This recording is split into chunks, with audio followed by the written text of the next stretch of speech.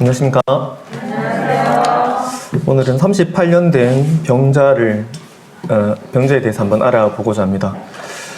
38년 동안 아프면은 좌절이죠. 저도 이제 다친 걸 한번 생각해 보니까 그 6학년 때 아이들하고 이렇게 놀다가 자신만만하게 놀다가 이렇게 게임을 했는데 그 게임에서 이길 줄 알고 뛰었는데 밀었습니다. 근데 그때 저는 운동을 잘한다고 생각하고 밀어도 이렇게 신경 안 쓰고 있었는데 땅바닥에 떨어지면서 팔이 딱 금이 가가지고 그 6학년 때 깁스를 한 그런 기억이 있습니다. 어릴 때는 또 아주 어릴 때인가 우리 집에 살 때 그 유리창을 이렇게 문이 안 열려가지고 점프해서 유리창을 톡톡 두들겼습니다. 문 열어달라고. 근데 세게 친 바람에 유리가 깨져가지고 그 유리가 제 얼굴에 박힌 적이 있습니다. 그때도 기억에 생생하게 아팠던 기억이 나고요. 그리고 할머니가 제 기억에 개를 여러 마리를 바꾸신 것 같아요. 개를 왜 여러 마리를 바꾸신지 모르겠다. 개가 되게 집에 많았던 기억이 나는데 그 중에 한 마리 개를 옥상에서 이렇게 쓰다듬었는데 그 개가 제 얼굴을 물었습니다. 그러니까 저는 저 어린 기억에 얼굴이 사라진 줄 알았습니다. 피가 범벅이 돼가지고 저는 얼굴이 없어졌다는 어릴 때 완전 내 얼굴이 없어졌구나 이렇게 막 피가 완전 얼굴이 범벅이 돼가지고요. 그러니까 병원에 갔던 기억도 나고 중간중간에 다친 기억들이 왜 이렇게 많은지 38년 병자는 아니지만 정말 38년간 특히 남자를 키우시는 부모님들은 정말 그 마음에 고생이 있지 않으실까 이런 생각 듭니다. 38년 된 병자 한번 말씀 나눠보겠습니다. 요한복음 5장 1절부터 18절까지 말씀인데 1절은 제가 읽고 2절은 성도님들이 읽으시면서 교독 한번 해보도록 하겠습니다.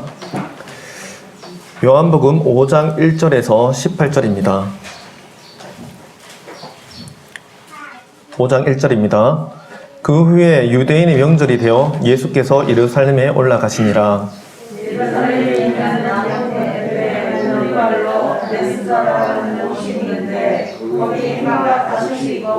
그 안에 많은 병자, 맹인, 다리 저는 사람, 혈기 마른 사람들이 누워 물의 움직임을 기다리니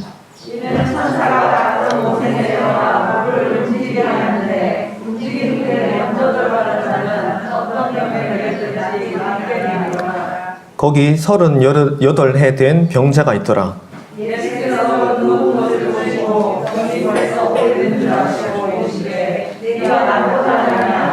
병자가 대답하되 주여 물이 움직일 때 나를 못에 넣어주는 사람이 없어 내가 가는 동안에 다른 사람이 먼저 내려가나이다.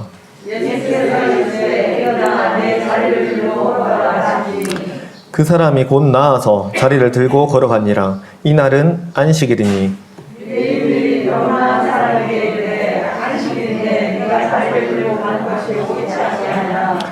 대답하되 나를 낫게 한 그가 자리를 들고 걸어가라 하더라 하니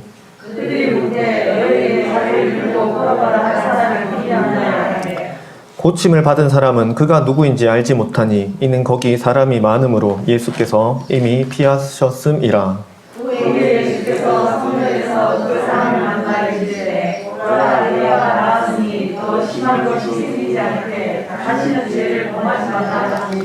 그 사람이 유대인들에게 가서 자기를 고친 이는 예수라 하니라.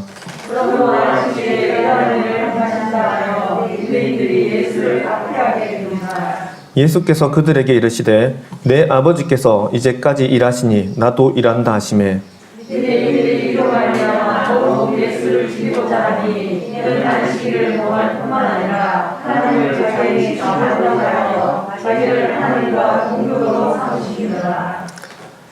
그러면 말씀 이제 자세하게 한번 1절부터 보겠습니다.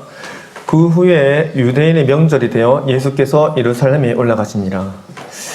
이 유대인의 명절에 예수님이 예루살렘에 올라가셨다고 말씀하십니다. 이 명절에 대해서 명확하게 말하지 않습니다. 어떤 분은 6월절이라 하기도 하고 여러 가지 절기를 말하는데 정확하게 나와 있지는 않습니다.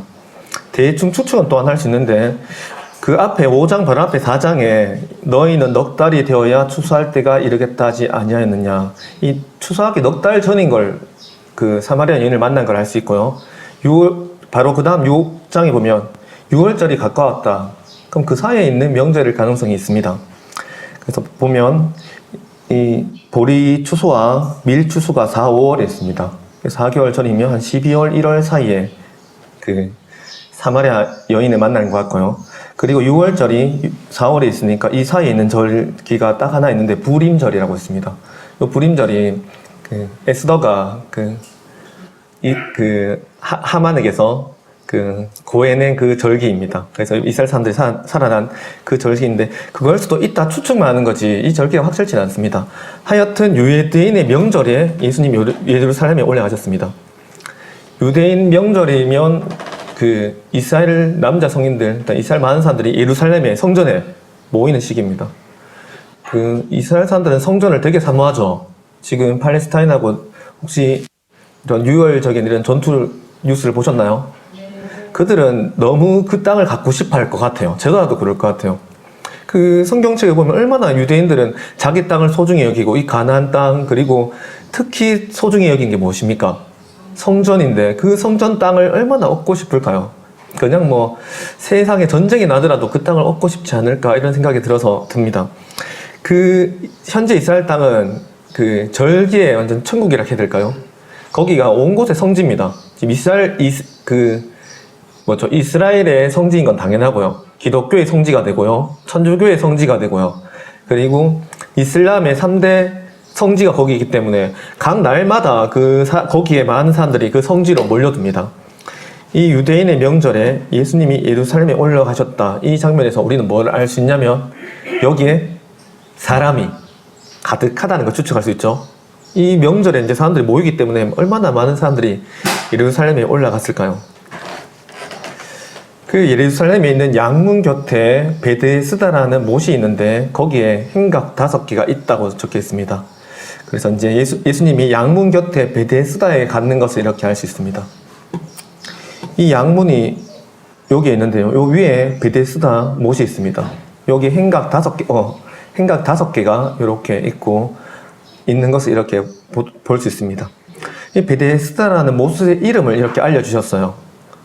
이 베들렘 이런 글자들도 있는데 이 베트하고 헤세드란 말이 합쳐진 겁니다. 이 베트가 집입니다. 그러니까 이 벳이 집이고 엘이 하나님이니까 베델 하면은 하나님의 집이 되고요. 이 벳하고 레헴이 떡이에요. 그거 합치면 떡집이 되고요.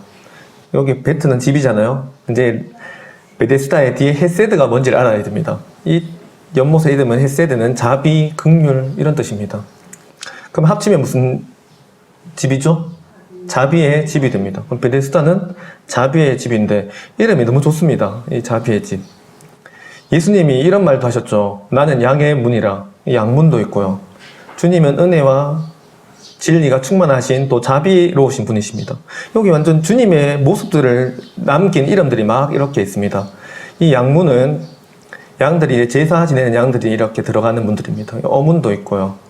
고기 파는 고기들 잡아서 이렇게 왔다 갔다 하는 분도 있고, 분문이면 이렇게 오물이나 이런 쓰레기 이런 것들이 왔다 갔다 하는 분들이 이렇게 있습니다.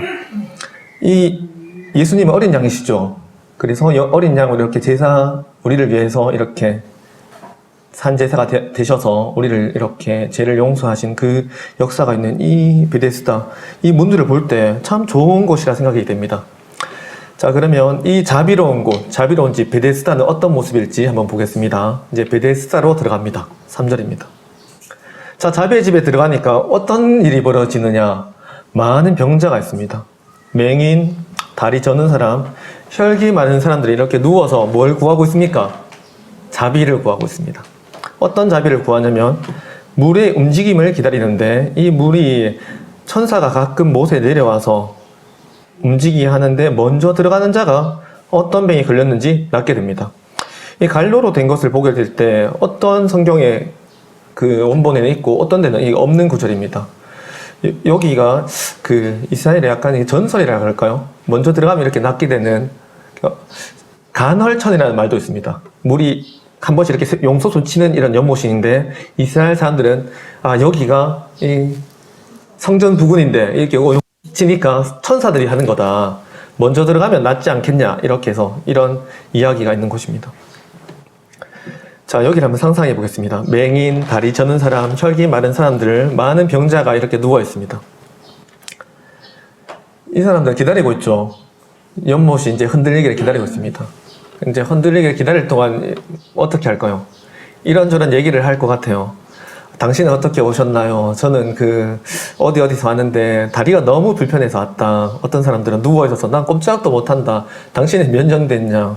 어떤 분은 막 눈이 이렇게 안 보셔서 서로 이렇게 챙겨주기도 하고 이야기도 하고 뭐 음식도 나눌 수도 있고요. 이렇게 뭐랄까요? 장애인들이 모여 있는 시설? 근데 여기 잘 보면은 이 장애인들은 치료받기가 어려운 것 같아요.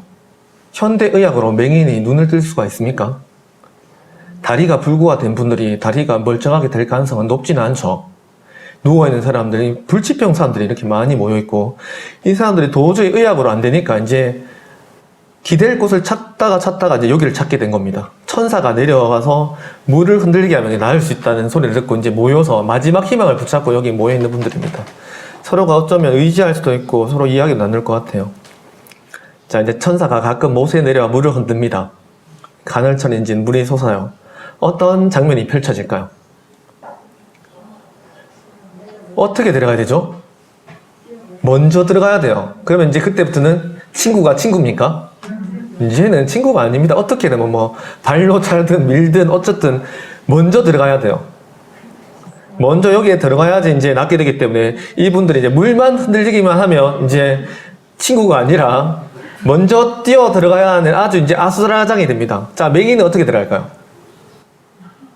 상상을 해보십시오. 물이 흔들린다 하는데 이 맹인이 이제 들어가야 됩니다. 자, 다리가 붉은 사람이 겨우 이제 일어서서 들어가야 돼요. 어떤 모습으로 들어갈지 한번 상상해 보십시오.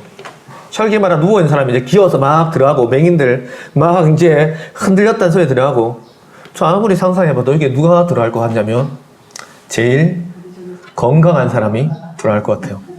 이 사람들이 그 희망을 품고 들어가는데 물이 흔들렸다 할 때 제가 볼 때 누가 들어가냐면 감기 걸린 사람이 제일 먼저 들어갈 것 같아요. 아, 감기에 걸렸다 하면서 여기 들어가거나 이 사람들이 이제 들어갈 것 같습니다. 이 기다림이 어떨까요? 가끔 못에 내려온다는데 이 가끔이란 말이 참 어려운 말입니다. 규칙적으로 일이 벌어지면 사람들은 그 규칙을 알기 때문에 준비를 해요. 기말고사가 언제 치는지 학생들이 알면 그 기간에 맞춰서 준비를 합니다. 이 사람들이 이제 경쟁을 하는 거죠. 이제 1등을 해야 돼요. 이제 기말고사를 치고 이제 시험을 치게 되는데요. 가끔 쳐요. 시험을 언제 치는지 모르다가 공부하고 있는데 갑자기 선생님이 자, 오늘 기말고사다. 학생들 어떤 마음일까요? 이런 상태를 만들어 놓습니다. 가끔 일이 벌어질 때 사람들은 어떻게 되냐면 집착하게 됩니다. 가끔 요동치고 좋은 일이 벌어질 때 사람들 집착하게 돼요. 사람들이 도박이나 주식에 집착하는 이유는 그게 언제 오를지 모르기 때문입니다. 가끔 오르거든요. 가끔 내리고요. 가끔 착 꺾였다가 도박에 가끔 이렇게 그러니까 거기에 집착을 하게 되는데 이분들은 그걸 넘어서는 겁니다. 돈이 아니라 내 건강과 생명이 걸려 있어요. 근데 이게 가끔이에요. 어떻게 집착해야 될까요? 아주 집착하겠죠. 그리고 누구만 낫습니까? 먼저 들어가는 1등만 낫습니다. 짜증납니다. 세상은 1등만 기억하는데 여기도 1등입니다. 금은 동메달 딴 분들 여러분들 기억하실 수 있지만 올림픽에 참가했던 상 받지 못한 정말 열심히 운동한 장희 생애를 건 열심히 한 선수들 이름 기억하시나요? 사람들은 1등만 기억합니다. 그 뒤에 등수들은 특히 중간 등수들 참 1등을 위해 받쳐주는 이렇게 사라지는 것 등수라 해야 되나요? 이 교실로 말하면 이거 학교에 공부 못하는 애들 다 모아놓고요. 가끔씩 시험 치는데 1등만 혜택을 줘요. 얘들 어떤 기분일까요? 그래서 저는 어떤 교실이 제일 행복하다고 생각하냐면 꼴찌가 행복한 교실입니다. 사람들이 1등을 기대하고 1등을 만들지만 우리가 꼴찌가 행복해진다면 그 반은 제일 행복한 교실입니다. 제가 생각하는 행복한 교실은 꼴찌에게 희망이 있는 교실입니다. 그럼 이 사회에 희망이 있으려면 정치인들은 어떻게 해야 될까요? 1등을 만드는 곳이 아니라 평범한 사람들에게 희망을 주는 곳이어야 될 겁니다. 심리학자가 사람이 어떻게 하면 행복할 수 있을까 말했을 때 나는 할 수 있다고 생각하면 행복할 수 있답니다. 이분들 어떨까요? 할 수 없는 사람들 모아놓고 가끔씩 흔들리는데 1등만 통과합니다. 제가 생각한 이거 전혀 자비의 집이 아닙니다.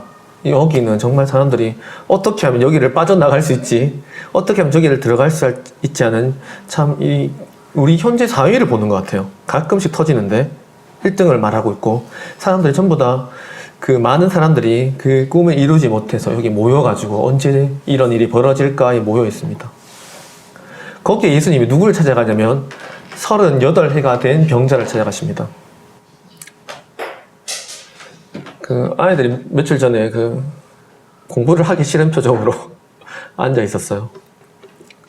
연휴가 끼니까 하기 싫은데 아이들에게 무슨 얘기를 할까 이렇게 하면서, 얘들아 너희가 여기 앉아 있는 거 행복하지 않니? 이렇게 얘기를 했어요. 너희가 만약에 학교를 못 나온다고 생각해봐. 불행하지 않냐고. 그 아이들이 말뚱말뚱 쳐다보죠. 하루 안 나오면 좋지. 일주일 안 나오면 좋지. 6개월 안 나와봐. 행복할 것 같아? 1년을 못 나와봐. 행복할 것 같아? 네가 6개월 안 나왔다면 네가 아마 큰 사고가 났을 거야. 다리에 깁스를 했다든지 아주 큰 사고가 나든지 못 나오고 있어. 네가 2년을 못 나온다고 해봐. 너 정말 큰일이 집에 벌어졌거나 일이 벌어진 거야. 너 학교 못 나오고 있어. 너희가 오늘 학교에 나온 건 행복한 거야. 지금 너희 이 평상시가 얼마나 소중한지 아니? 평상시가 가장 행복한 것입니다. 이 평상시가 깨어질 때가 불행입니다. 제가 가장 아팠던 건 몇 번 얘기를 드렸는 것 같은데, 제가 그게 제일 아팠습니다. 그 식도에 염증이 나서 밥을 못 먹었던 그 일주일, 물도 못 삭힌 게 있는 거예요. 그리고 그 물도 못 삭힌 그 일주일이 저한테 너무 괴로웠는데, 그 병을 낫고 그 병을 입원을 이제 7일간 하고 나와서 밥을 먹었을 때가 저는 너무 행복했어요. 이걸 목을 넘길 수 있다는 게 이렇게 행복한 거였구나. 주님이 우리에게 고난과 어려움을 주시는 이유는 이 고난을 지난 다음에 그 하나님 주시는 그 축복들, 그 평범한 축복들이 얼마나 행복인지를 깨닫게 해주시는 과정 중에 하나라고 생각합니다. 근데 이 사람은 행복을 못 느낄 것 같아요. 38해를 알았습니다. 이게 무슨 행복일까요? 38년이 얼마나 큰 고통이냐면, 신명기에 가데스 바나에서 세 시내까지 건너기까지 38년이 걸렸습니다. 가데스 바네아가 이스라엘 사람들이 정탐꾼을 보냈을 때 그들이 우리는 갈 수가 없다, 우린 메뚜기다 하고 포기하고 하나님께 그 원망을 돌렸을 때 하나님이 애굽 그 광야로 보낸 것입니다. 그리고 다시 이제 그 후손들이 광야로 들어가기 위해서 세대 시내를 건넙니다. 그 기간이 38년이 걸렸습니다. 그 전에 2년은 이제 율법을 받고 이제 그 시내산에 가서 이 과정을 거치면 이제 40년이 되죠. 이 거리가 130km입니다. 일주일이면 들어갈 수 있는 거리를 38년이 걸렸습니다. 그들이 거기서 뭐 불뱀에 물리기도 하고, 원망해서 뭐 죽기도 하고, 뭐 그 고라가 이렇게 반역을 하기도 하고, 여러 가지 일이 벌어지죠. 그 성경이 얼마나 길게 적혀 있습니까? 38년은 정말 짧은 시기 아닌데, 이 38해를 아는 병자는 어떤 기분이었을까요? 그래서 저는 궁금했습니다. 38해가 그 당시에 어떤 나이였을까? 그래서 검색을 했습니다. 로마의 평균 수명 나이가 26에서 37세입니다. 그러니까 영유아들이 좀 빨리 죽고 전염병도 돌고 이렇겠지만, 이들이 평균으로 따지면 26에서 37세인데 이 사람 38면 평균 나이를 넘긴, 우리 나이로 38, 우리 현재의 38해로 계산하면 안 된다는 걸 알았습니다. 조선시대 왕들은 이제 좋은 걸 먹고 최대한 이렇게 조선시대는 뭐 왕들은 최고의 왕들입니다. 그 중국 황제 같은 경우에는 그 화장실을 갔다 오면 닦아주는 신하가 있습니다. 그걸 닦아주는 신하가 있고요. 그걸 확인하는 신하는 우리나라도 있었죠. 그래서 뭐 지금 장이 어떠신지 확인하는 신하가 있습니다. 그 왕이 그렇게 관리를 하는데, 관리를 하고 우리 조선시대 왕들 평균 수명이 몇 세냐면 46세였습니다. 그리고 뭐 평균 그 건강한 남성들은 35세가 평균 나이라고 하는데, 이 사람 38해를 아팠습니다. 평균을 넘었습니다. 도대체 몇 세에 아팠는지 모르겠는데 평균을 넘은 나이를 아팠다면 지금으로 따지면 도대체 몇 세일까요? 지금 평균 나이가 얼마냐면 75세입니다. 100세 시대를 향해 가고 있죠. 우리 정말 인간적으로 볼 때 정말 행복한 때에 태어났습니다. 여러분들은 벌써 평균 나이를 많은 분들이 넘기셨습니다. 옛날 시대로 본다면 벌써 넘기셔서 이렇게 살고 있습니다. 75세를 평균 나이로 볼 때 이 나이를 38해를 우리 평균 나이로 고치면 이분이 10년을 아팠는지 몇 세를 아팠는지 모를 정말 큰 기간의 고통입니다. 이분에게 예수님이 찾아가셨습니다. 예수님께서 그 누운 것을 보시고 병이 벌써 오랜 줄 아시고 말씀하셨습니다. 정말 예수님은 우리 이런 사람을 누가 찾겠습니까? 오랫동안 아팠던 그 사람을 보시고 아시고 말씀하시는 분입니다.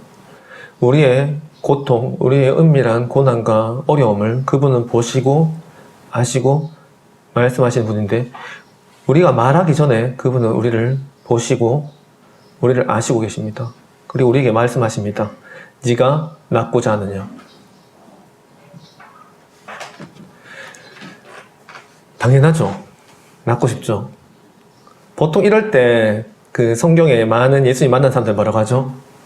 주여 믿나이다. 낫게 해주십시오. 다윗의 자손 예수여 낫게 해주십시오. 뭐 이렇게 말씀합니다. 이 병자가 어떻게 말하는지 보겠습니다. 주여, 물이 움직일 때 나를 못에 넣어주는 사람이 없습니다. 가는 사람, 내가 가는 동안, 제가 막 기어가는 동안 다른 사람이 먼저 내려갑니다. 이 고백을 볼 때 이분은 예수님을 아나요, 모르나요? 모릅니다. 예수님 알았다면 뭐라고 말해야 되죠? 주여, 믿나이다. 다윗의 자손 예수 나를 낫게 해주십시오. 이렇게 말해야 될 건데, 맞습니다. 나 지금 물에 들어가고 싶은데 물에 넣어주는 사람이 없습니다. 이렇게 자기 신세를 이렇게 한탄하고 있습니다. 충분히 한탄할 만합니다. 저기만 들어가면 되는데 1등으로 들어가고 싶은데 나 38년 평균 나이를 넘겼는데 아픈 거를 저기 딱 한 번만 들어가면 좋겠는데 어떨 때는 늦게 들어가고 어떨 때는 아슬아슬하게 들어가고 정말 억울합니다. 이렇게 말하고 있습니다. 주님은 뭐라고 말씀하시냐면 일어나 내 자리를 들고 걸어가라. 불가능한 일이죠. 38년이 불가능했습니다. 근데 이 불가능한 일을 주님 말씀하시기를 일어나 내 자리를 들고 걸어가라. 정말 이 말씀을 볼 때 정말 불가능한 일은 우리에게 없구나. 38년이 불가능했는데요. 너무 간단해요. 뭐라고 말하면 되죠? 이걸 이렇게 하고 뭐 못에 들어가게 해서 몇 시에 뭐 어떻게 사람을 몇 명을 통해서 진료를, 아마 제가 생각할 때 그 병자들 중에 그런 사람 있었을 것 같아요. 똑똑한 사람이 있었어요. 저 물이 흔들릴 때 이쪽 진료를 택해서 사람들 이렇게 하면 이렇게 해서 이렇게 하면 될 것이다. 뭐 계산을 했는데 38의 병자도 그런 고민했을 것 같아요. 내가 아프니까 어떻게 해서 뭐 고민했을 것 같은데 이런 불가능한 일이 너무 쉽게 해결됩니다. 불가능한데 해결됩니다. 어떻게 해결됐죠? 일어나 이 자리 들고 걸어가라. 불가능한 일은 어떻게 해결되는지 이게 확실히 보여주고 있습니다. 뭘로 해결될 수 있을까요? 하나님, 말씀입니다. 우리가 말씀을 믿는 이유입니다. 38해를 어려워도 불가능한 일이 있어도 주님의 말씀을 믿고 그 말씀이 나에게 주어질 때 이 불가능한 일이 벌어지는 것을 보게 됩니다. 이때 곤란한 일이 벌어져요. 내 자리를 들고 걸어가랍니다. 주님이 이렇게 말씀하셨으면 아무 문제가 없어요. 일어나 걸어가라. 이러면 끝나요. 근데 주님이 뭐라고 말씀하시냐면 네 자리를 들고 걸어가라. 근데 이 말씀에 순종해서 이 사람은 어떻게 했냐면 이 자리를 들고 나가서 걸어갑니다. 근데 그날이 하필이면 안식일입니다. 안식일인데 그냥 보통 안식일이 아니에요. 이 시대를 상상해 보십시오. 왜 보통 안식일 아니죠? 말씀을 잘 들으신다면 생각할 수 있습니다. 왜요? 유대인의 명절이라. 수많은 사람이 모여있고 안식일 규례가 다 있고 많은 사람들이 거기 다니면서 바리새인들과 제사장들과 많은 사람들이 이제 그 행사 이렇게 하고 있는데 그 안식일에 이 사람이 자리를 나와서 자리를 들고 걸어갑니다.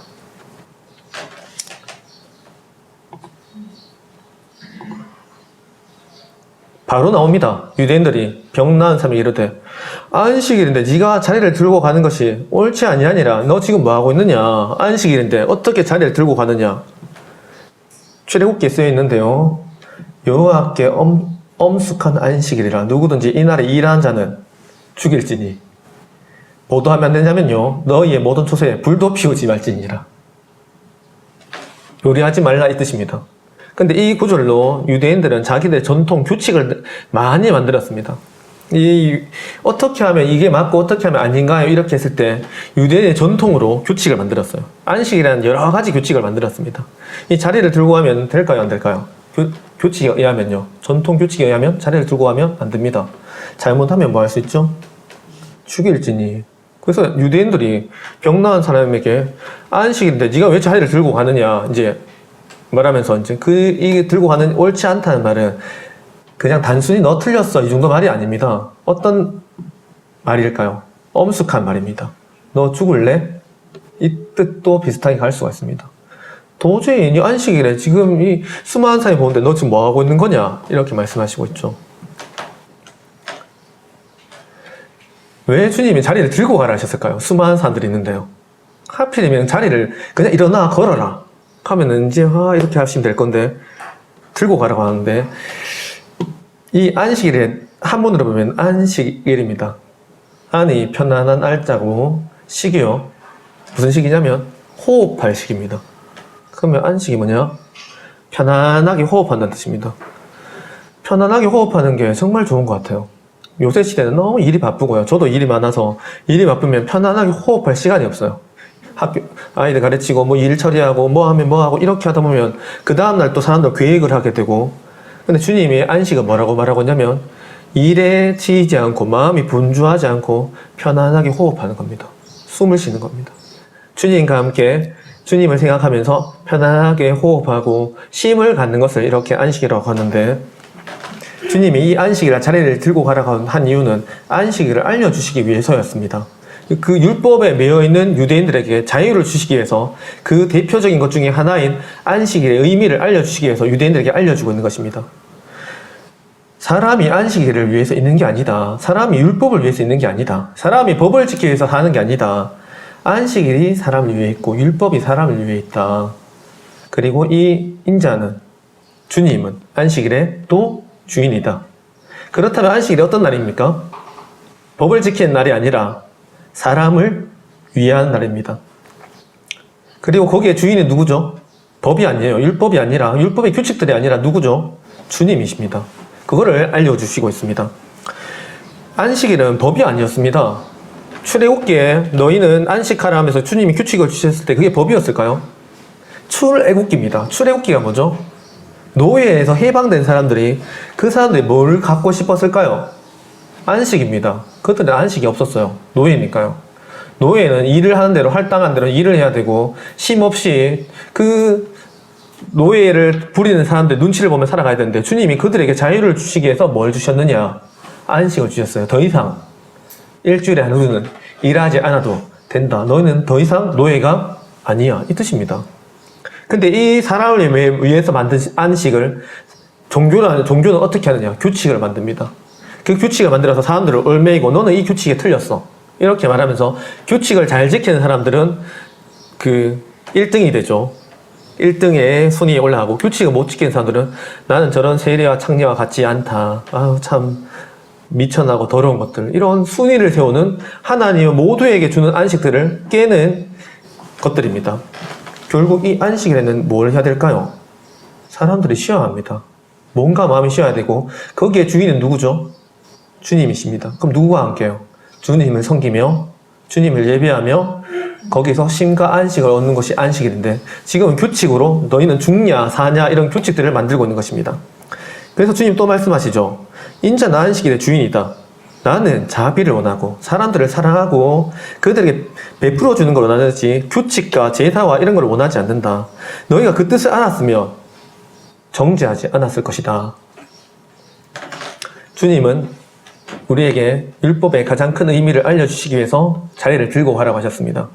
가장 큰 계명이 무엇이냐면 바로 내 마음과 뜻과 정성을 다해서 안식일의 주인이신 하나님을 사랑하고 내 이웃을 내 몸과 같이 사랑하라는 말씀이 가장 높은 말씀이고 그것을 위해서 율법과 규칙을 주셨는데 사람들은 하나님 사랑과 이웃 사랑을 버리고 규칙들을 만들어서 종교라는 틀 안에 자기들의 지위를 누리기 위해서 이 규칙들을 만들고 있었는 것입니다. 그래서 주님은 이 자리를 들고 가라 하시면서 율법의 진정한 의미를 알려주셨습니다. 그 사람은 이렇게 말하죠. 나를 낫게 한 그가 들고 가라 했습니다. 유대인들은 말합니다. 야 도대체 자리를 들고 간 그 사람 도대체 율법을 어기게 한 그 사람 누구냐? 이 시야가 다르죠. 나은 사람은 나를 자리를 들게 가게 한 그라고 말하지 않고 뭐라고 하죠? 나를 낫게 한 분이라고 말하고 있고요. 그들은 자리를 들고 간 거에 빠져 있어요. 자리 하나 든 거에 완전 꽂혀 있어요. 도대체 누구냐고. 38년 알았습니다. 나았어요. 뭐라고 말해야 될까요? 자리를 들고 간 건 둘째치고 뭐라고 말해야 될까요? 사람이라면요. 정말 축하한다고. 어떻게 이거 나았냐고. 정말 이제 새 인생을 살아라. 좋겠다고 한 사람이 아니라 사람들이 뭐라고 했냐면 자리에 꽂혀 있습니다. 우리는 한 영혼을 볼 때 그 영혼에 정말 자비와 사랑과 그 영혼을 건지기보다 우리는 어쩌면 성도를 볼 때도 그 자리에 꽂혀서 너 그거 왜 어겼어? 너 말 왜 그렇게 해? 이렇게 우리가 잘못 볼 수도 있어요. 주님이 정말 바라는 건 사랑입니다. 사랑 어린 눈으로 그 규칙을 보고 그 규칙에 적용하고 그 자리를 뭐 이렇게 할 수 있겠지만 이 사람들은 그렇지 않았어요. 그 자리에 딱 꽂혀가지고 네 규칙 어겼어 이렇게 말하고 있는 중입니다. 고침이 받은 사람은 그가 누구인지 알지 못했습니다. 예수님 미리 피하셔서 사람들이 이렇게 이런 일이 혼란이 벌어질까봐 주님 벌써 피하셨습니다. 이 누구인지 알지 못한 거는 참 불행이에요. 병 나은 것보다 더 중요한 게 뭐죠? 예수님을 알아보는 거였습니다. 요한복음 2장, 3장, 4장, 5장 계속 예수님 못 알아보고 있습니다. 요한복음 2장에서도 물을 이렇게 또 온 하인들만 알고 나머지 물로 바꾼 포도주의 역사 누군지 몰라요. 그리고 그 3장의 니고데모도 예수님이 누군지 처음에 몰랐습니다. 선생으로 이렇게 왔고요. 요한복음 4장에 그 사마리아 여인도 예수님을 몰라봤습니다. 다 이렇게 모르는 공통점이 있었고요. 또 물이라는 이런 공통적인 매개체가 있습니다. 물을 떠와서 포도주로 변화시키고요. 그리고 물과 성령으로 거듭나야 된다고 말했을 때 어떻게 됩니까? 이렇게 말하고요. 그리고 4장에서도 그 물을 떠오른 여자에게 생수를 설명하시면서 이 물 매개체로 하고 5장도 베데에 쓰다나는 그 물에 들어가면 낫는다는 물의 매개체로 연결이 됩니다. 1장도 예수님 물에서 세례를 받고 성령을 받으셨는데 이런 물을 매개체로 이렇게 가고 있습니다. 진정한 생수의 근원이 누군지를 지금 다들 알지를 못하고 있습니다. 생수가 이 물로 변화된 그 물과 성령으로 이렇게 정말 그리고 물이 들어가면 낫게 되고 생수의 근원이신 그분은 바로 누구냐면 이 알지 못했던 그분이 바로 누구냐면 예수님이시죠. 드디어 예수님 말씀하십니다. 네가 말하는 내가 그라. 사마리아 여인에게 말씀해 주세요. 그리고 깨닫고 사마리아 여인이 그 말씀의 변화가 되어서 이제 전도를 하러 이렇게 들어가게 되는데 이분은 또 지금 예수님이 누구인지 알지 못했습니다. 가장 중요한 건 예수님을 아는 것입니다. 그 후에 이제 예수님이 성전에서 그 사람을 만납니다. 그리고 보라 네가 나았으니 더 심한 것이 생기지 않게 다시는 죄를 범하지 말라 하시고 그가 이제 드디어 알고는 유대인들에게 가서 말합니다. 내 자리를 들게 시킨 사람이 예수다. 이렇게 고발한 게 아니라 나를 고친 분은 예수다. 이렇게 예수님을 알게 됩니다.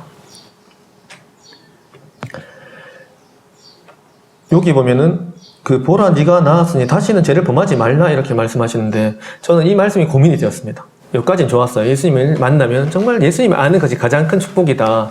예수님을 만나야지 우리가 그분을 통해서 구원받고 예수님 아는 게 가장 큰 복이다. 병 나은 게 뭐가 중요합니까? 뭐가 하면 안 되겠죠.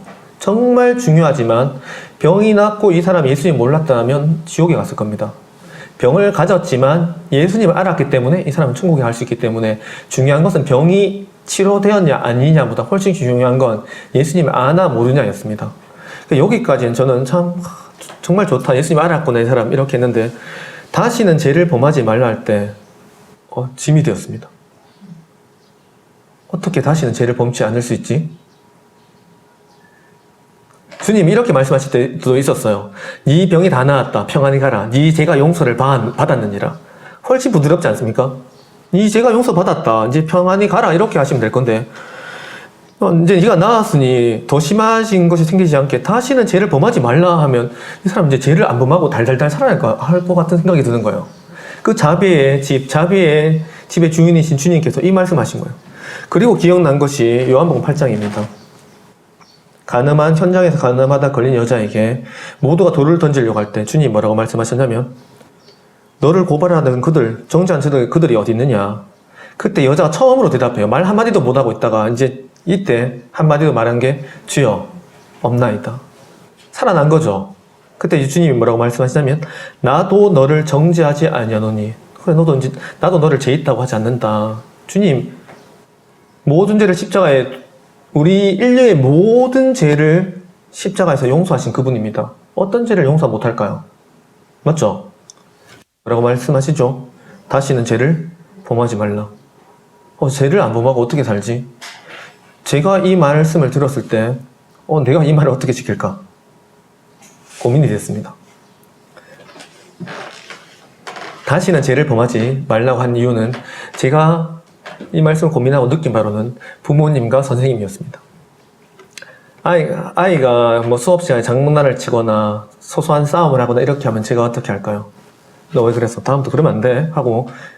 하거나 아이가 뭐 소소한 장난을 치면 그렇게 하면 안 돼? 이렇게 다를 겁니다.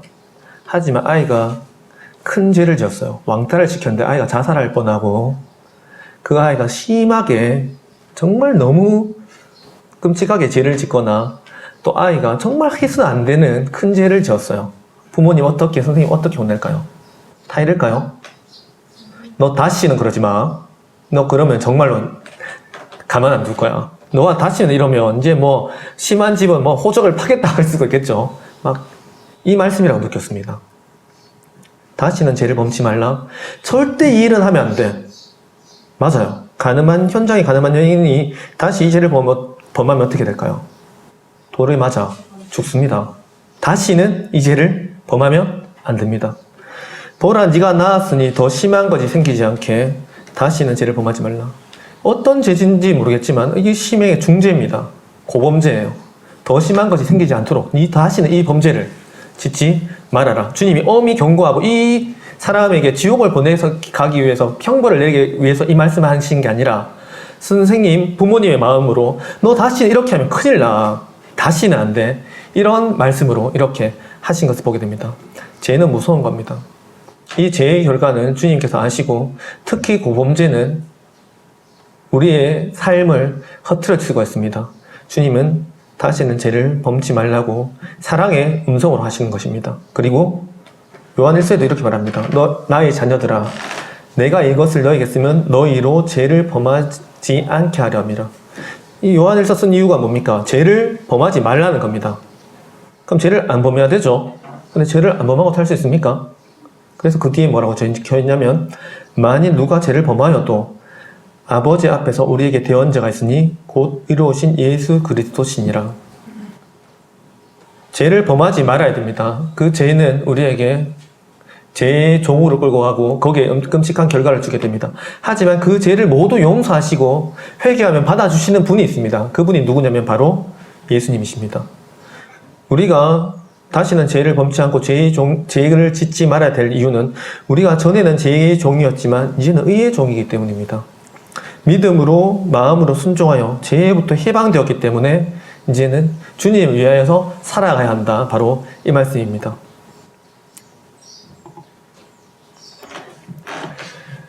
이제 끝으로 갑니다. 안식일에 이러한 일을 행하신다여 예수를 유대인들이 이제 박해하게 됩니다.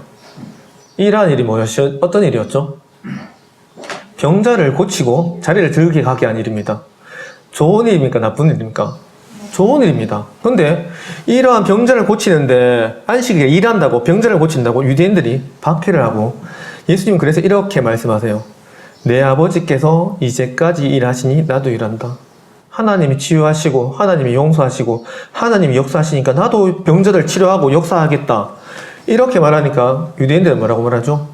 죽이고자 합니다. 참 하나님의 일과 하나님의 그 사람을 치유하고 병자를 치유하는 이 일에 유대인들은 종교적인 눈으로 보게 될 때 정말 말도 안 되는 죽이고자 하는 이 일에 벌어지게 됩니다. 19절부터 이제 들어갑니다. 19절 아까 안 읽었죠? 예수께서 그들에게 이르시되, 예수님이 이제 그들에게 말씀하십니다. 이 그들이 누굴까요? 죽이려고 하는 유대인들입니다. 그걸 알고 그 뒤에 구절을 보게 되면 약간의 떨림과 감동이 있습니다. 예수님이 그들에게 말씀하시는 게 뭐냐면 전도하고 있습니다. 예수님이 유대인들과 바리새인들을 미워하셨나요? 아닙니다. 그들이 죽이고자 예수님은 19절 이후부터 그들에게 이르시되 하면서 무슨 말씀하시냐면 복음을 압축해서 말씀하십니다. 내가 하나님의 아들이다. 나를 믿으면 구원받는다고 말하는데 그 사람들은 지금 돌로 죽이려고 하는데 주님 계속 그 말씀하세요. 그 유명한 말씀 중에 중간에 하나가 뭐냐?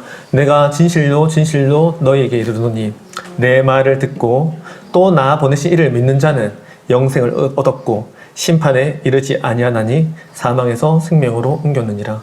이 유명한 구절이 누구에게 하시는 말씀 중간에 있냐면 바로 자기를 죽이려는 유대인들에게 하신 말씀입니다. 주님은 정말 이 오늘 말씀을 보게 될 때 정말 우리에게 참된 안식이 무엇인지 그리고 자신이 누군지를 알려주시기를 원했습니다. 누구에게까지 알려주시기를 원했나요? 유대인들입니다. 그들에게 알려주려고 무슨 일을 시켰느냐면 네 자리를 들고 걸어가라고 시킨 거예요. 그럼 유대인들이 이 말을 하고 공격받은 거 주님 다 하시고 이들에게 참된 안식이 무엇인지 참된 율법이 무엇인지 내가 그리스도다 너희도 믿어야 된다는 복음을 전하기 위해서 자리를 들고 가라고 하십니다. 우리도 주님의 말씀을 듣고 그 말씀을 믿을 때 영생을 얻게 됩니다. 유대인들은 예수님께 돌을 던지고 심판하려고 했지만 착각한 거였습니다. 그들은 예수님을 심판할 수 없습니다. 진짜 심판자 누구시죠? 심판주가 누구십니까? 주 예수 그리스도입니다. 우리 마지막에 주님 앞에 서게 될 때 그분은 초라한 모습이 아니라 도저히 쳐다볼 수 없는 광명의 정말 그 거룩한 모습으로 그분이 심판주로 앉아 계실 것이고 이들이 또 우리가 그 앞에 서게 될 것입니다. 그를 믿는 자는 영생을, 그를 믿지 않는 자는 명벌을 받게 될 것입니다.